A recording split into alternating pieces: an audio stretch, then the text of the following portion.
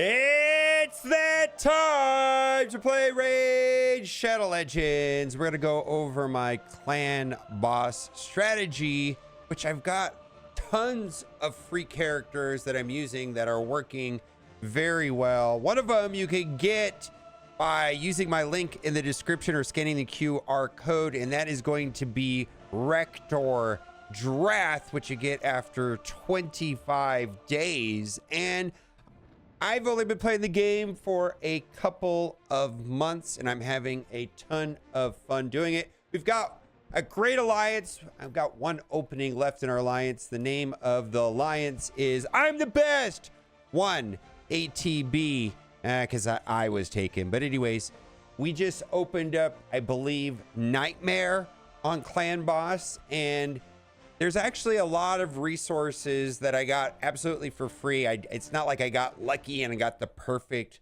clan boss team. Starting off with the starter character. I chose Kale as my starter character because he is good at the clan boss. We're talking about the Demon Lord. And the main thing about him, what I'm finding is there's a couple different ways of building him. Like if you're going to use him in the arena, there's one way if you're building him. But when it comes to the clan boss, it's mostly just about landing the poisons, because the poisons will do damage based off of the max health. And so that is the reason why he's so good. So then it just becomes a function of enough accuracy to land them, going fast, and not dying. So like his actual damage doesn't matter as much as it would in, like if I was going to be using him in the arena. So this is just a character, a starter character. There's 4 starter characters in the game. My understanding is Kale's the best. I did kind of build him wrong. Now that I'm playing him more, I wish I would have done the masteries a little bit differently. But there's 2 great websites, Hell's Hades and Ayumi Love, if you want to know what masteries to do. Then, right when I started playing the game, I used the code. There's a place over here to use. Monkey King is the promo code, and that is good to the end of October when you use the link in the description or the QR code on the screen. In the first 24 hours of playing the game, that's what I did. I was able to get Sun Wukong, Monkey King, which is a decent, I don't know if he's the best, but he's a decent legendary, best character I have in my my account. And I don't think he's particularly like exceptional in the clan boss, but he's good everywhere, right? He's where I do all my campaign farming. He's my best legend arena character. He's my best character, hands down, right? And so I just put all my best mods, made him as fast as possible, get his crit rate as close to 100%, and then just max out as much crit damage as possible. I love this guy, right? All in on this guy as far as I'm concerned. So I got him for free day one. And then there was a bunch of login bonuses, which are ending here soon. But if you start playing every day right now, I believe there's a cutoff coming up here pretty shortly. Maybe the next couple of days. I saw a post about it ending soon. But if you're able to get in and do the login for Loki, then you get Loki. Now, Loki is kind of a mediocre legendary as far as I'm concerned. You know, the main thing is that he has a very high effective health pool because he dodges and all that stuff.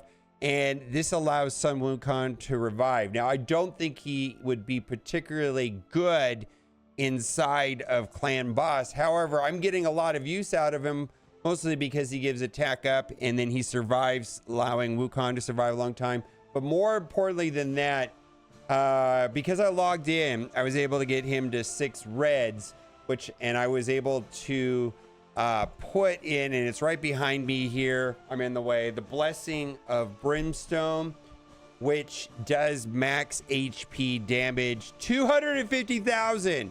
It's really good. Really, really, really good. But the thing about this smite thing is that it doesn't have to be him. Any character with that smite would do that.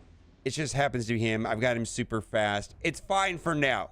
It's fine for now. Plus, I'm using him as a lead, and he's giving out accuracy, which is vital for Kale. So I'm happy with that for now. I think, of course, you know, these two here are not necessarily focused on what I'm trying to do, but they're both legendaries and they're working for now. Now, probably the most important one, and I don't have Rector Drath fully booked out yet, but I'm going to be a lot happier when I do fully book her out. She heals and revives, and that's it. Heals and revives. So basically, as long as she stays alive and she's fast, she's going to be healing and reviving. This is bonkers good in so many game modes. One of the best supports. When I go on the ranking websites, quite often they rank her S tier. I was talking to Arnold, and he said that she doubled his Hydra damage. Like, this is, like, for me, one of my most important characters. As long as she's going fast, as long as she doesn't die, she is reviving the team, she is healing the team, and that is exceptional. And then, of course, if you use my link in the description, you will get her. It's not shown here on the screen, but after logging in for 25 days, you get her for free. And there's an epic skill tome, which I wish I would have used on her instead of another character. I'm not fully booked her out. I think I've got, I don't know, what, 3 left, and then another 4 left, another 7 left before she's fully booked and up and running. Now, so far, all of those characters are essentially free just by logging in, using the link, picking the correct starter character, and using the code, so on, right? The only one that you have to get lucky with, and I don't really think this is that big of a deal because it's a rare, and rares are relatively easy to get by. Now, there are 2 rares in the game that are generally perceived as S tier. Apothecary is one of them. The other one is Cold Heart. You know, any of these S's or A's, you don't want to throw them away as food. These are the important ones right here on the screen. This is YumiLove.net, and Apothecary and Cold Heart are very good for single. You know, they do different things. Cold Heart does turn meter reduction and match HP damage, very good against spiders. But Apothecary is not that complicated what he does. He gives speed up for 2 turns, 30% turn meter, and then he heals. So all he needs to do is be very fast, and not die. So, you know, and he just makes so many teams work a lot better. And I know this is not super accurate, but whenever you see a character, you know, with high reviews, it's worth looking into, right? You know, I mean, the starter characters are a little bit skewed. That's 180,000. But you look at 5,800 reviews, 20,000 reviews, 5,000 reviews. That's skewed because starter character. And then right here, we've got 17,000 reviews. You know, if you see a character that has like 100 reviews, probably not great. And there's lots of resources to determine if the character is good or bad. I mean, if you want, you can look at the in-game reviews.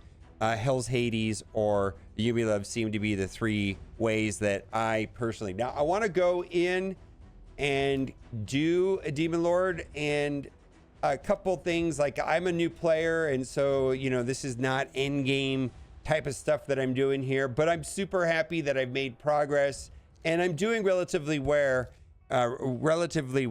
in my alliance. So right here is hard difficulty. I was able to do 13 million normal, which I have like the sim. I probably could do like 17 million. Brutal, you know, I could do brutal right now, and then we just unlocked Nightmare today. So we're gonna do Nightmare because I want to get the goodies at the daily basis, which seems to make a lot of sense. And so we're just gonna go in, and I'm expecting only to get like 8, 9, 10 million. And that's with using these characters. 4 of them I got for free, and then 1 of them was a rare, which I just randomly got. I understand it because I feel like sometimes I'll like watch a video about Raid Shadow Legends, and it's like, if you use this, I don't have those characters. I have these characters, and I'm making the best out of them. And that's kind of the beauty of Raid Shadow Legends, in my opinion, is that you make the best out of what you have, and you might be having a different experience than me. But if you started playing the game just the last couple months, you will have these characters, right? You will have some Wukong, which is just damage right there. Plus he revives a lot, so that makes him last a long time. I'm getting extra accuracy from Loki, which is super vital for landing all these bleeds that are up here in the top left. And those bleeds, when the Demon Lord finally takes a turn, you will just see red, red, red, red, red, red, red. Now, what we're also hoping to see here in this video is Loki apply that. It's Brimstone Smite. I'm not really exactly sure, but it's the one that does the 250,000 damage. And so Loki can apply it, and then it'll look like little flames, and then there's a % chance. Well, he's stunned right now, so that's not going to happen. So what's happening right now is we're getting extra turn meter. We're getting speed up for 2 turns. We're getting healing and revive chance. Loki's giving extra accuracy to him and applying that Brimstone max health damage. This guy has high boosted accuracy. He's throwing out tons of poisons, which do max HP damage. This guy right here really is not a specialist here, not really a specialist here, but just doing tons of damage because he's an amazing character. And then Loki just survives and survives and survives. Now, what I'm wanting to see here, which has not happened, is because Loki is being stunned continuously, is this max health damage of 250,000. There it is right there. So that is the mechanic right there. Smite, and Smite will do massive amounts of damage, and it only goes off some of the time right here. Champions under the Smite debuff will hit by Meteorite when they use an active skill. So when they take their turn, the Meteorite inflicts damage equal to 25% of the affected champion's max HP, which is 250,000 damage, which is monsters. Will also afflict damage to the other enemy champions equal to 5% of the max health. So the Smite pops off, and this is just one boss, right? There's only one boss here. But if there were like minions next to him, he would hit them also. So maybe we'll see if this goes off. He's there, and you'll see after he takes a turn, he'll do his smash thing. And then right here, there's the meteor right there, 250,000 damage. So that particular blessing, for me right now, the only character that I can get the effective use out of that blessing right now is Loki. I think one of your characters needs to have that.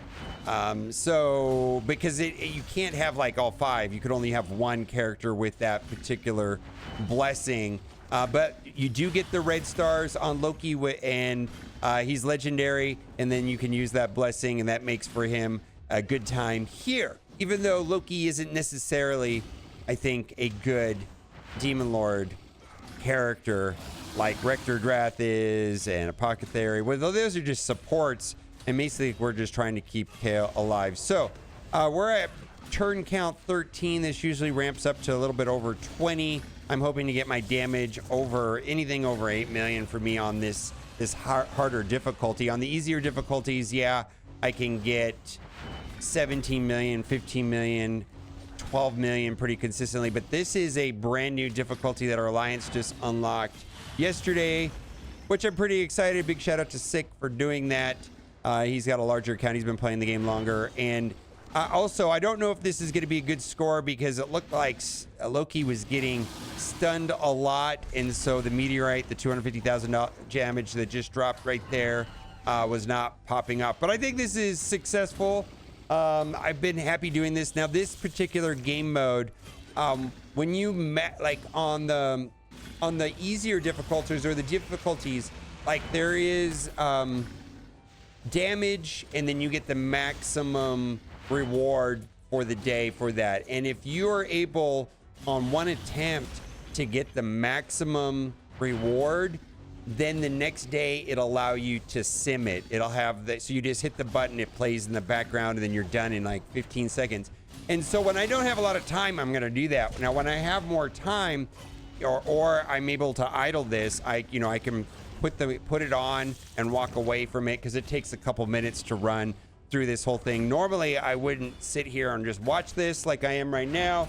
I'll go do something. Like, this game is largely an idle game. What I'm finding is once you get the team set up correctly. Now we're running into troubles here. If Kale dies, hopefully we'll get a revive very quickly from Drath. That's what I'm thinking is the way it's gonna go, and it'll keep the party going a little bit longer. All right, so we run into trouble. He's gonna, when we get over 20 some sort of rage thing. Okay, he's dead, right? Let's see. Get the revive. Revive him. Must be on cooldown. Okay, I do have the 2 books that lower the cooldown. Let's see if we can get it going. We might be in trouble here. I think we're gonna. Yeah, we lost some Wukong. Some Wukong will revive on his own. There we go. All right, there we go. And then let's see. Come on, we need do our thing. Oh, heal us up. Oh, we got the speed. It's all falling apart. Okay, so at this point, all that's going to happen is that hopefully Loki will place the smite on the Demon Lord. There it is right there. And then hopefully he stays long enough to just get that 250,000. These two, he's going to keep popping back up as long as Loki's alive, which is fantastic because he dodges a lot, and his effect, whatever that means, effective health pool is very, very high. And we're over. We didn't quite make it to 10 million. That's a success for me. Pretty easy to get all these characters. Be sure to use my link in the description. Big shout out to Raid for sponsoring this video, or use my QR code. And we have some openings in our alliance. 1 ATB. I am the best. Bye for now.